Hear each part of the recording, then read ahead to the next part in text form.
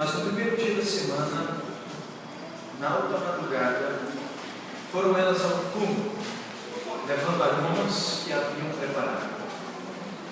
E encontraram a pedra removida do sepulcro, mas ao entrarem, não acharam o corpo de Jesus. Aconteceu que, perplexas a esse respeito, apareceram-lhe 2 varões com vestes resplandecentes. Estando elas possuídas de temor, baixando os olhos para o chão, eles lhes falaram: porque buscais entre os mortos ao que vive? Ele não está aqui, mas ressuscitou. Lembrai-vos de como vos preveniu estando ainda na Galileia, quando disse: importa que o Filho do Homem seja entregue nas mãos de pecadores e seja crucificado e ressuscite ao terceiro dia. Então se lembraram das palavras, das suas palavras, e voltando do túmulo, anunciaram todas estas coisas aos 11 e a todos os mais que com eles estavam. Eram Maria Madalena, Joana, Maria, mãe de Tiago, também as demais que estavam com elas confirmaram essa coisa aos apóstolos. Das palavras que pareciam como um delírio e não acreditaram nelas. Pedro, porém, levantando-se, correu ao sepulcro e, abaixando-se, nada viu, senão os lençóis de linho, e retirou-se para casa, maravilhado do que havia acontecido. Até aqui que Deus nos abençoe. Vamos orar. Senhor Deus e Pai, te louvamos, Senhor, pela tua palavra. Te louvamos, ó Deus, pela maneira como o Senhor tem cuidado das nossas vidas, tem provido, Senhor, alimento para o nosso corpo, tem como alimento para a nossa alma. Ó Deus, que esta manhã o Senhor continue a prover, Senhor, essas nossas necessidades, e que possamos nos fartar, não só do pão, mas nos fartarmos do pão da vida, que é Cristo, através da sua palavra, em nome de Jesus. Amém, Senhor. Queridos irmãos, hoje pela manhã e à noite nós vamos estar trabalhando com esse tema geral do Redentor vivo. Mas se estamos reunidos hoje pela manhã, talvez você imagine, pastor, por quê? Qual é o propósito desta reunião aqui, deste culto? Eu quero deixar claro para vocês que, apesar de usarmos essas datas comemorativas, nós não fazemos uso delas como a maioria do nosso país católico faz. Nós fazemos uso dessas datas para trazer à memória realmente fatos que aconteceram na vida do nosso Senhor, tal como o seu nascimento, sua morte, sua ressurreição, sua ascensão. E fazemos uso desse momento para nos lembrar, para pregar as boas novas de grande alegria, para relembrar os irmãos a respeito da obra do nosso Senhor e do nosso Redentor. Estamos reunidos esta manhã aqui, queridos, porque nós traremos à memória que foi também uma manhã de domingo, que o Senhor Jesus passou da morte para a vida, e a igreja do Senhor Jesus reconhece isso e se reúne ainda hoje aos domingos, trazendo a lembrança que foi neste primeiro dia que o Senhor Jesus voltou à vida. E então juntos nós nos alegraremos esta manhã ao contemplar que a morte não conseguiu vencer o nosso Senhor Jesus. Eu preciso dizer algo para vocês. Você já parou para pensar o que seria de nós se Cristo não tivesse ressuscitado? O que seria do cristianismo se Jesus Cristo não tivesse ressuscitado? O que seria de nós se nós pudéssemos viajar até Israel e então olhar lá onde estava o corpo do nosso Senhor e ali saber que ele foi enterrado e que os seus restos mortais estavam ali? Você já parou para pensar o que seria isso para a sua fé? O apóstolo Paulo disse, queridos, que se Jesus Cristo não ressuscitou, a nossa pregação é vã, a nossa fé é vã, nós estamos completamente desesperançados. Por isso, nesta manhã, nós iremos contemplar nas Escrituras Sagradas um fato: Cristo ressuscitou e está vivo. E existem, irmãos, evidências muito claras nas Escrituras que nos mostram isso. Por isso, o tema desta manhã é isso: evidências da ressurreição de Cristo. Eu quero fazer a leitura do que o pastor John Stott, falecido há pouco tempo, ele falou sobre a ressurreição de Cristo. Ele diz assim: o cristianismo é, em sua essência, a religião da ressurreição. O conceito de ressurreição constitui seu certo. Remover esse conceito é destruir o cristianismo. Se Cristo não ressuscitou, nós somos tolos em nos reunirmos aqui. Se Cristo não ressuscitou, a nossa fé é em vão. Se Cristo não ressuscitou, queridos irmãos, não há esperança para o homem perdido em seus delitos e pecados. Mas eu quero mostrar para você, e peço que o Espírito Santo me use para mais uma vez lhe mostrar essa grandeza, a esperança, a vida, porque houve restauração, transformação, houve ressurreição, e a palavra de Deus nos mostra isso. O texto que nós lemos de Lucas é um dos 4 textos que falam a respeito da ressurreição. Se você for em Mateus, fala a respeito da ressurreição. Se você for em Marcos, fala a respeito. Lucas fala a respeito. João, mais completo, para assim dizer, fala a respeito. E as pessoas se apegam a detalhes para dizer que esse fato aqui narrado é irreal, não é verdadeiro. Quando, por exemplo, 2 evangelistas dizem que um anjo falou, enquanto 2 evangelistas falam que tinham 2 anjos. Eu não tenho problema que houvesse 2 anjos e que um falasse e ora o outro falasse, mas para os incrédulos eles têm dificuldade com isso. Nos relatos dos evangelhos existem aparentes contradições que os céticos querem se apossar a elas. Por exemplo, vai ter textos que vão dizer que as mulheres saíram na madrugada. Outro texto vai dizer que foi no nascer do sol. O outro texto foi dizer que era no amanhecer. Irmãos, elas poderiam ter saído de noitezinha e daqui que chegasse no túmulo já estaria amanhecendo. O que eu quero mostrar para vocês é que estamos diante de perspectivas diferentes. Eu estava ouvindo um pastor, o Lugero, pregando a respeito desse texto, e ele é um doutor, ele é conhecedor tanto das Escrituras como da lei. E ele dizendo assim: olha, um advogado sabe que quando os testemunhos batem de maneira perfeita, é porque ele é falso. Mas quando eles apresentam uma grande verdade de perspectivas diferentes, nós sabemos que ele é verdadeiro. Por isso, o relato de hoje, nós vamos ver a perspectiva do médico Lucas a respeito da ressurreição de Cristo. Nós vamos ver que textos falam de Maria Madalena, outros textos falam de Maria Madalena e outras mulheres, outro texto fala, mas isso não é problema, irmãos. Eu não tenho propósito aqui de mostrar cronologicamente os fatos perfeitamente como foram, mas de evidenciar a luz das Escrituras que Cristo ressuscitou. Sabe por quê? Porque a despeito dessas aparentes contradições, que na verdade não são perspectivas, e eu quero insistir nisso. Eu vou dar um exemplo claro para você me entender. Digamos que nós moremos na mesma região montanhosa da coisa. E de repente o sol nasce sobre as montanhas. Eu que moro em cima da montanha, o sol vai nascer primeiro para mim do que aquele que está ao pé da montanha, recebendo a sua sombra do nascer do sol.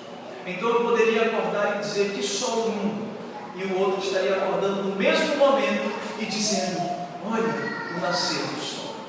Então não temos dificuldades em relação a isso, porque os 4 evangelhos vão mostrar pelo menos 4 evidências claras, e essas evidências se repetem em todos os 4 evangelhos. E nós vamos ver então o que é que se repete nos 4 evangelhos, e nós podemos deixar essas coisas de lado, nos apegar a elas e dizer: isso é verdade, isso é certeza. A primeira delas, a primeira evidência que nós podemos ver, e os 4 evangelhos relatam, é que o túmulo estava vazio. Vamos ler comigo? Versículos de 1 a 3. Vamos lá?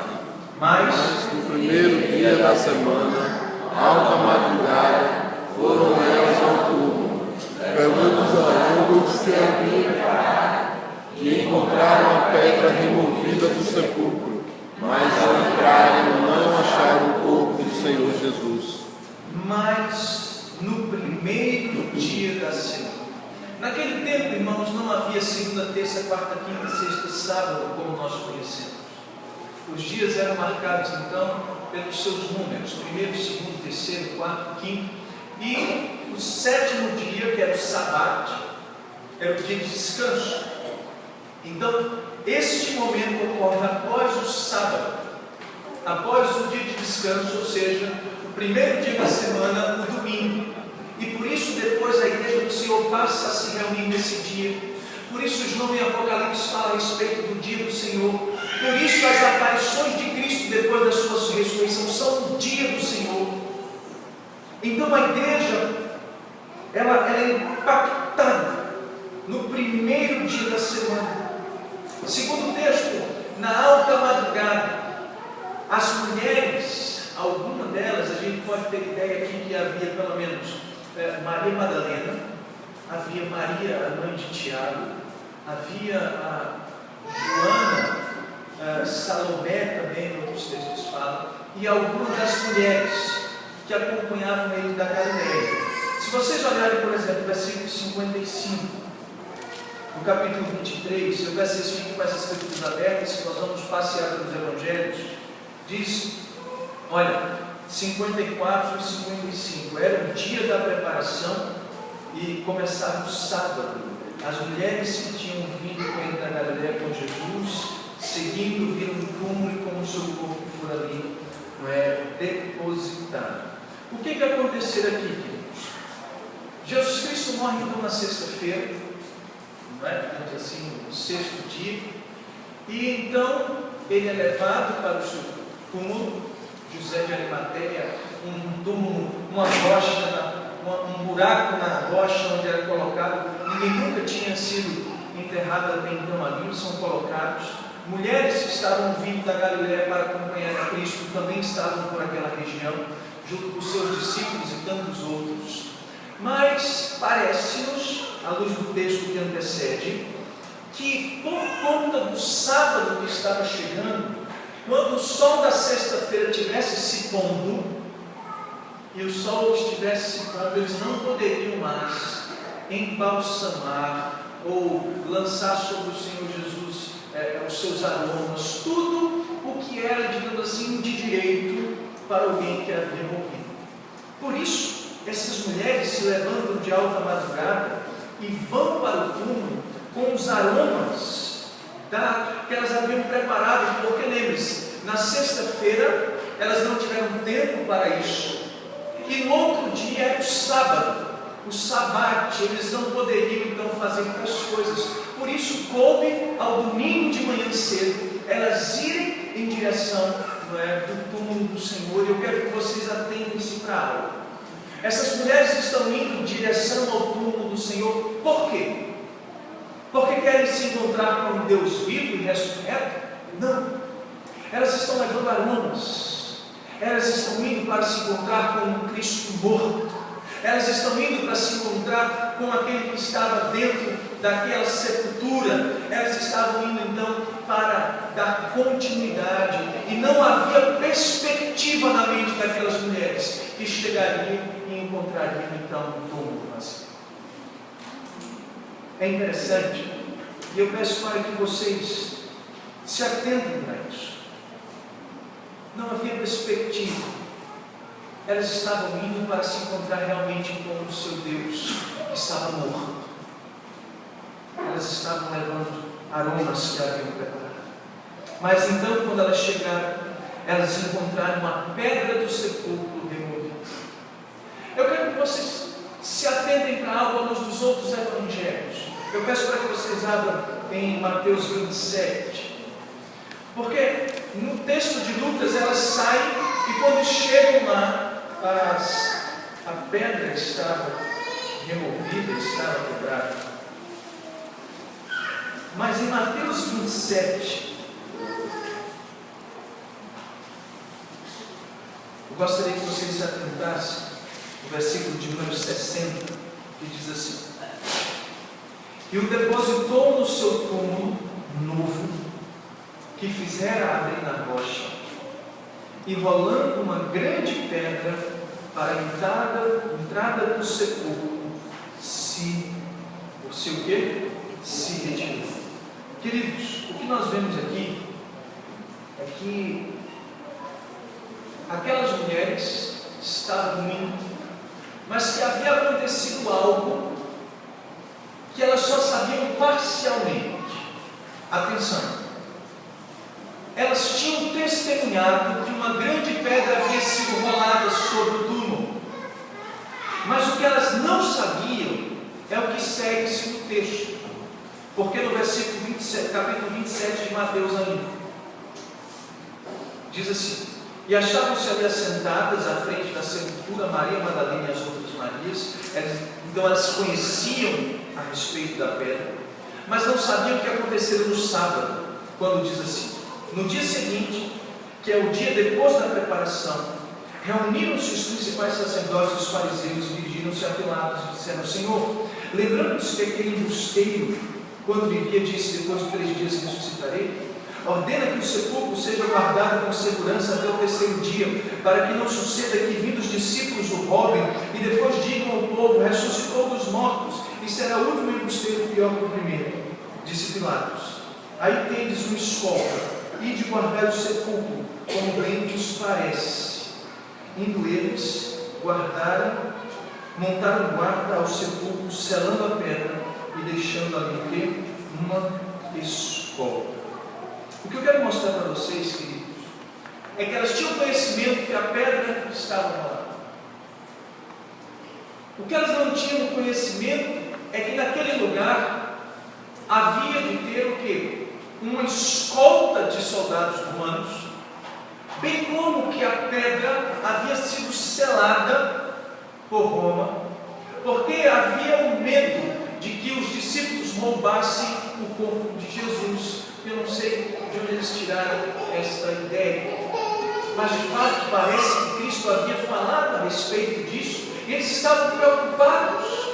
Então as mulheres estão caminhando, e naquela caminhada eu peço Marcos 16, versículo 3.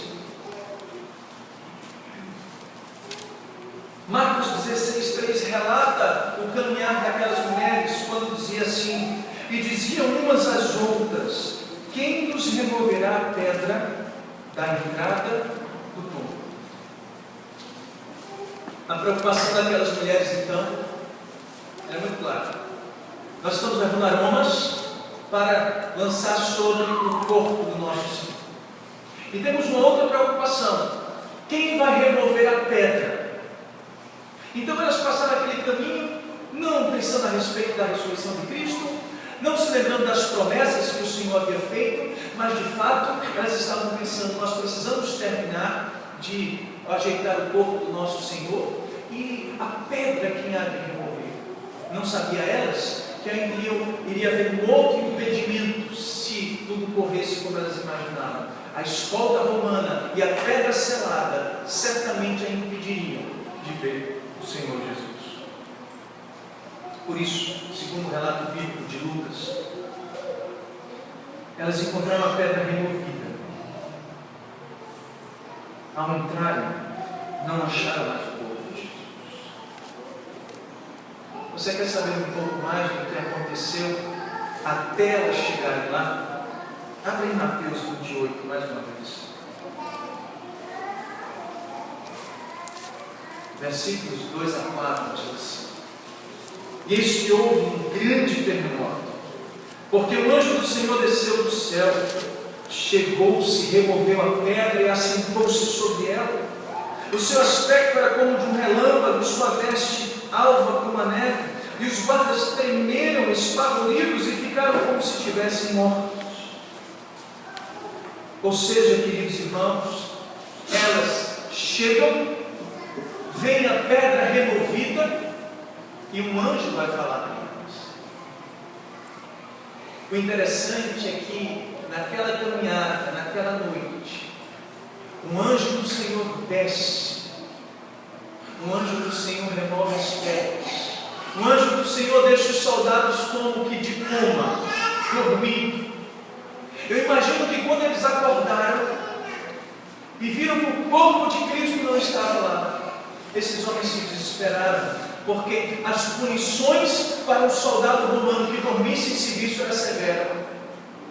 E quanto mais não terem cumprido a missão que lhe fora dada, aqueles homens então saem apressadamente para se encontrar com seus líderes. E as mulheres chegam, e a única coisa que elas se deparam é com a pedra do túmulo removida, e o seu Senhor já não está mais lá. Eu acho importante, queridos, nós entendermos, a pedra foi removida não para que Cristo saísse de dentro da sepultura, porque depois ele entra dentro da casa dos discípulos sem nenhuma porta estar aberta. A pedra foi removida para que os incrédulos pudessem contemplar a obra de Deus. O túmulo está vazio. Vocês que estavam desacreditados, desesperançados, vocês que se esqueceram das promessas, venham e vejam. Vejam que o túmulo está vazio. Essa é uma das evidências que se repete nos 4 evangelhos. A despeito da incredulidade daquele povo, Deus fez a obra dele e removeu a pedra não para que Cristo saísse, mas para que os incrédulos contemplassem e testemunhassem: o seu Senhor não está aqui, o túmulo está vazio. Louvado seja Deus todos. A segunda evidência que nós podemos ver é que versículos 4, 5 e 6, de 4 a 6, vai mostrar que a outra evidência é a revelação divina. Nós vamos entender melhor. Vemos versículos 4 a 6, por favor. Vamos lá? Aconteceu que, perplexas a esse respeito, apareceram-lhes 2 varões com vestes resplandecentes, e estando elas possuídas de temor, baixando os olhos para o chão, eles lhes falaram: por que buscar entre os mortos ao que vive? Queridos, era até o 6, mas vamos lá. Observe, Jesus Cristo não está no campo. E quem vai testificar isso para aquelas mulheres? Do que nós entendemos nas Escrituras são seres celestiais. Aparecem então, irmãos, 2 anjos diante da perplexidade daquelas mulheres. O que foi que aconteceu? A pedra do túmulo está removida, mas anjos então aparecem para elas com as suas vestes resplandecentes, mostrando que não eram seres humanos, mostrando que eles não eram seres humanos, mas que eram seres celestiais enviados da parte de Deus. E eu acho interessante porque em Levítico vai dizer que para você arrolar uma testemunha, uma não era suficiente, era necessário 2 testemunhas. Por isso Deus manda dos céus 2 varões, para não deixar dúvidas do testemunho que eles haveriam de receber. E o testemunho que eles recebem então é este: olha, elas estavam possuídas, elas baixavam os olhos em sinal de respeito, quando você está diante de alguém importante, quando você está diante de alguém que tem maior autoridade, quando você está diante de um ser,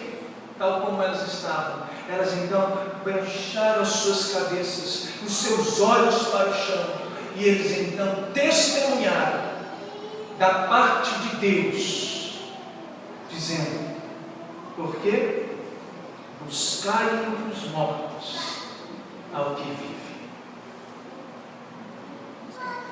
Querido, essa pergunta às vezes vem à minha mente e ao meu coração, porque me parece que muitas vezes em nossa caminhada como cristão, o nosso Senhor está morto.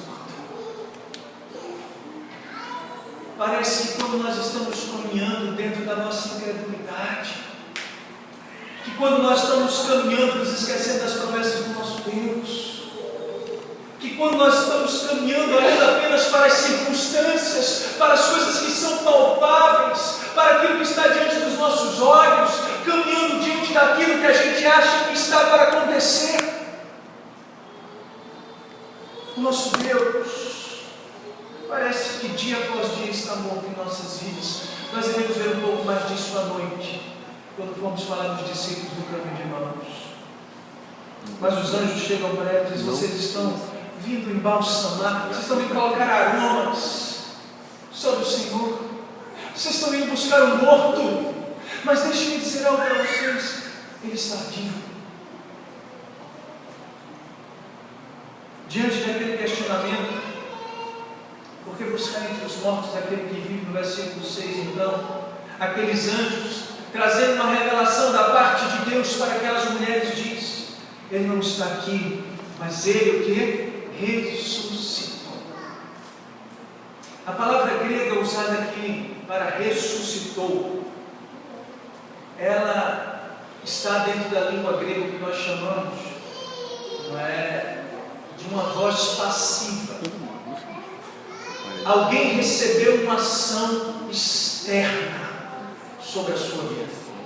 Os anjos estão dizendo: olha, vocês estão procurando aquele que está morto, mas deixe-me dizer uma coisa para vocês: o Pai o ressuscitou ao terceiro dia. Ele recebeu uma ação externa sobre a sua vida, e ele então foi retirado dos grilhões da morte. O Pai levanta o seu filho da morte ao terceiro dia, e sabe por quê? Porque o Pai aceita o sacrifício do seu filho, porque o Pai contempla a obra do seu filho, porque o Pai se agradou da obra do seu filho, porque senão o nosso Senhor ainda estaria sepultado, estaria morto, estaria sendo velado ainda hoje no mundo aí fora. Mas me mostrem onde está o corpo de Cristo, me mostrem onde está o corpo do nosso Senhor.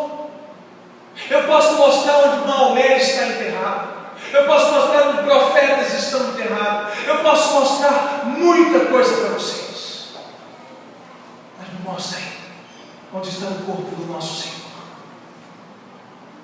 Anjos da parte de Deus evidenciam, e todos os evangelhos narram, que da parte de Deus houve uma revelação para aqueles que chegaram ao sepulcro, dizendo: Ele está vivo, Ele ressuscitou, o Pai aceitou o seu sacrifício e a sua obra. Isso é importante, irmãos, porque aquelas mulheres estavam esquecidas disso. O texto continua dizendo: lembrai-vos. Eles estão ainda, não é, testemunhando a respeito da ressurreição. Lembrai-vos de como vos preveniu, estando ainda na Galileia, quando disse: importa que os filhos do homem sejam entregues na mão de pecadores e sejam crucificados e ressuscite ao terceiro dia. Semanas atrás eu preguei sobre o ministério de Cristo na Galileia, quando eu falei das cidades infinitas. A Galileia é o berço, digamos assim, o quartel-general do nosso Senhor. Ele falou muito. Eu quero rapidamente, vamos ver alguns textos de Jesus na Galileia, como ele falou da sua morte. Mateus 16, 21. Os anjos estão dizendo: olha, ele falou muito disso para vocês. Mateus 16, 21 diz: desde esse tempo começou Jesus Cristo a mostrar a seus discípulos que lhe era necessário seguir para Jerusalém e sofrer muitas coisas dos anciões, dos principais sacerdotes e dos escribas, ser morto e ressuscitado ao terceiro dia.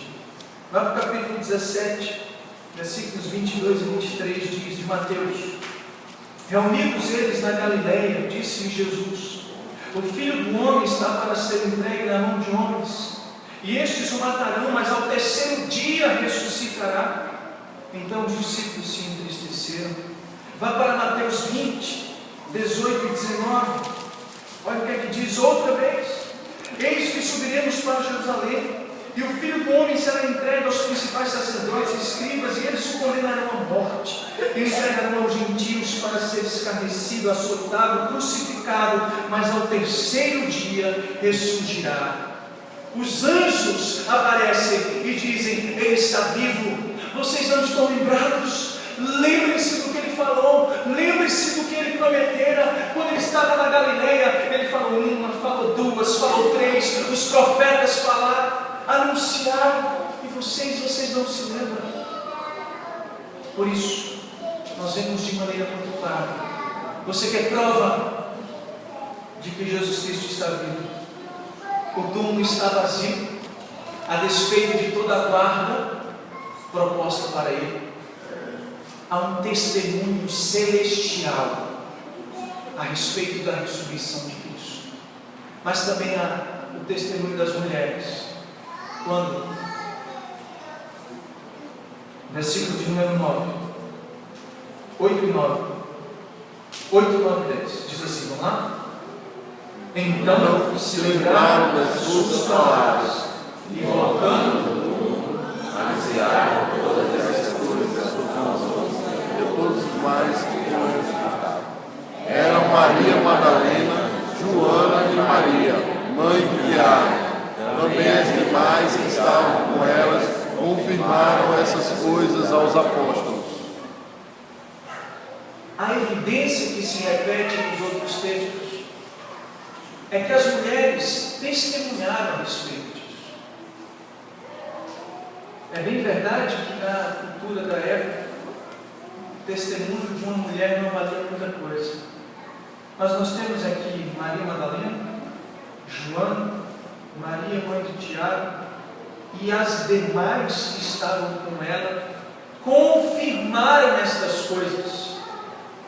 Eles, ao receberem a revelação divina de que o Senhor estava vivo, elas então voltam para onde os discípulos estavam reunidos e anunciam e confirmam. Não foi algo vindo apenas da irmã fulana ou da irmã beltrana, mas aquelas que estavam lá, elas testemunharam e elas voltam e elas confirmam, dizendo: é verdade. Eu não sei você, querido, mas para muitos o testemunho dessas mulheres nada importa. Mas os evangelhos mostram que aquelas que tiveram contato com o túmulo vazio, elas voltaram para testemunhar. Isso é uma evidência muito clara de que Cristo realmente ressuscitou. Eu não sei onde estaria a alegria e o prazer delas em espalhar uma mentira, em inventar algo que prontamente se iria esvair. Porque você sabe, irmãos, e aqui a gente sabe, tem um ditado popular aí. Seu pastor não é de citar ditado popular no culto, não, mas eu vou fazer hoje. O pessoal diz aí que mentira tem perna o quê? Perna curta.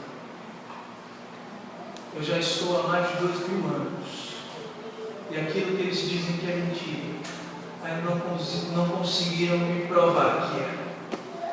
Mas eu tenho como mostrar de maneira muito clara o nosso Senhor vivo. Porque se esse testemunho fosse falso, ele não perduraria. Mas as evidências se concretizam, os fatos realmente se mostram verdadeiros. Cristo ressuscitou e aquelas mulheres confirmaram que Cristo havia ressurreto. É quando a última evidência é os versículos 11 e 12. E talvez você diga assim: pastor, como assim? Os discípulos incrédulos, o pastor John MacArthur pregando nesse texto, ele, quando chegou nesta parte, ele disse assim: talvez vocês achem uma tolice eu estar falando sobre esta evidência, a incredulidade dos discípulos, mas você vai ver que não, e eu vou mostrar para vocês. Versículos 11 e 12, lembra para mim, por favor. Tais palavras lhes pareciam um delírio, e não se acreditavam nelas. Pedro, porém, levantando-se, correu ao sepulcro, e abaixando-se, nada mais viu, senão os lençóis de linho, e retirou-se para casa, maravilhado do que havia acontecido. Sabe por que a incredulidade dos discípulos é uma evidência? Porque os 4 evangelhos narram que quando alguém se chegou até eles e disse: olha, o que nós vimos foi que o túmulo está vazio, a revelação da parte de Deus, como os anjos disseram que ele havia ressuscitado, e nós vimos testemunhar vocês, se realmente eles tinham o propósito de inventarem uma farsa, de agirem como charlatões, não era para ter nenhum tipo de incredulidade em seus corações, era para eles terem abraçado simplesmente essa ideia e terem então seguido no meio daquela farsa. Mas o fato, irmãos, deles se depararem, como diz o versículo número 11, tais palavras pareciam como um delírio. Eles não estavam acreditando naquelas palavras. Diante de tudo que eles ouviram, diante de tudo que eles viram, irmãos, a incredulidade daqueles homens torna-se mais uma evidência da ressurreição de Cristo do que uma pedra para defender então tal ressurreição. Eles não acreditaram. Depois os homens haveriam de dizer que eles inventaram tudo isso, esta farsa, mas nem eles mesmos acreditaram. Conta a história que Pedro e João então saem apressadamente, que João passa na frente de Pedro, mas não entra. Pedro então entra no túmulo, só depois João entra. E o interessante é que apenas quando João entra, há um relato em João capítulo 20, de que João viu e creu. Não há nenhum outro relato das mulheres, não há nenhum outro relato que parece assim de credulidade a respeito daquilo. Havia espanto, havia perplexidade, havia correria, João entra lá e diz o texto bíblico, ele creu. Segundo o nosso texto, aqueles homens, eles saem de lá da tumba maravilhados. Mas pastor, de onde então surge toda esta ideia de que Jesus Cristo talvez não ressuscitou? Vocês estão lembrados dos guardas que foram colocados para dormir pelos anjos, que voltaram correndo para os seus líderes? Abram em Mateus 28, mais uma vez.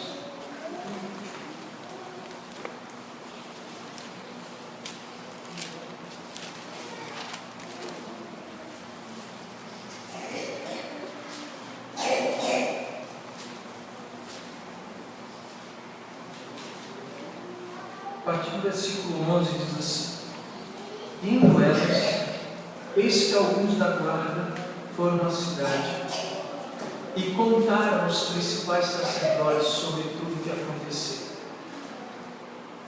O que aconteceu?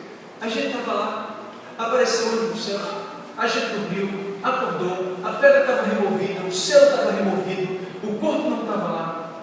Versículo 12: reunidos-se eles com o conselho dos anciões, deram uma grande soma de dinheiro aos soldados, recomendando-lhe que dissessem: vieram de noite os discípulos dele e roubaram enquanto dormiam. Caso isso chegue ao conhecimento do governador, nós o persuadiremos e vos poremos em segurança. Eles, recebendo dinheiro, fizeram como estava instruído. Esta versão divulgou-se entre os judeus até o dia de hoje. Ou seja, qual foi a versão divulgada? Suborno. Vamos subornar os guardas e vamos dizer que isso é uma mentira, que os discípulos roubaram. Os discípulos não roubaram. Os discípulos foram surpreendidos pela ressurreição, e a incredulidade daqueles homens é prova de que o que foi forjado por aqueles homens realmente era uma grande mentira. Cristo está vivo, Cristo ressuscitou. Os discípulos não tinham intenção de forjar isso, pois eles mesmos foram surpreendidos pela ressurreição de Cristo. Eu queria concluir esta mensagem, irmãos. Você já chegou aqui esta manhã e você talvez nunca tinha parado para pensar: meu Deus, meu Senhor realmente está vivo. Mas não somente isso, há evidências. O túmulo está vazio. Os anjos anunciaram que ele havia ressuscitado. As mulheres testemunharam. Os apóstolos que foram acusados de forjar algo, eles foram deparados de maneira perplexa e com incredulidade, eles foram correndo para ver o que tinha acontecido. De fato, irmãos, a versão que nós temos, verídica, é que na sexta-feira, Jesus Cristo padeceu na cruz do Calvário. Ele bradou: Deus meu, por que me desamparaste? Ele estava bebendo o cálice da ira de Deus. O Pai precisou se afastar de certa maneira, porque naquele dia Jesus Cristo na cruz do Calvário recebera sobre ele os pecados de toda a humanidade, de todos os seus escolhidos e eleitos. Ele então, irmãos, vamos quebrar a perna dele, e então enfia uma lança em seu coração, sai sangue, sai fluidos do seu corpo, água, fluidos do seu coração. Jesus Cristo desce ao corpo. Ele então, no final da sexta-feira, é levado, enrolado lá com José de Arimateia e outros, colocado naquela pedra, e naquele sepulcro a pedra é revelada, é fechada. Os seus discípulos se voltam para se reunir e começam a preparar coisas, aromas, para ir no domingo, porque o outro dia era sábado, e no sábado então houve a conspiração, no sábado então houve a ideia de vamos proteger aquele túmulo, porque vão fazer algo, manda-se soldados para lá. Foi quando, irmãos, na madrugada do sábado para o domingo pela manhã, vamos dizer, naquela madrugada muita coisa aconteceu. E no domingo pela manhã, nosso Senhor Jesus já não mais foi achado entre os mortos. E até hoje, aquele que for procurar Jesus Cristo entre os mortos vai ouvir o mesmo testemunho, porque procurais entre os mortos aquele que vive. Eu não sei se você já parou para pensar, mas se Jesus Cristo houvesse apenas morrido na cruz do Calvário, de nada valia. Se Jesus Cristo tivesse apenas sido morto e sepultado, a sua obra estaria completa. Mas o fato de Cristo ter morrido, ter sido sepultado e ter sido ressuscitado pelo Pai, mostra que o Pai, que outrora derramou o cálice da sua ira, toma agora o seu Filho pelos seus braços e diz: Filho amado e precioso, eu lhe aceito, eu lhe levanto dos mortos, eu concederei vitória, todas as coisas serão estadas nos teus pés, porque a sua obra foi perfeita, o seu sacrifício é perfeito, o seu sacrifício é eterno, O que você precisava fazer pelos seus filhos, pelos nossos, a quem nós escolhemos, você fez. E agora você vai ressuscitar. E você vai reinar sobre a vida do seu povo para todo sempre. Você que é lavado e remido pelo sangue de Cristo. Lembre-se da obra do seu Senhor. Obra perfeita. Obra eterna. Ele está vivo. A pergunta que eu faço para você esta manhã é: por que procurar entre os mortos aquele que vive? Por que procurar entre os mortos aquele que vive? Deixemos a nossa incredulidade de lado e abracemos esta grande verdade. O meu Redentor vive. Louvado seja Deus. Deleite-se deste grande presente, desta grande alegria. Em nome de Jesus. Vamos orar.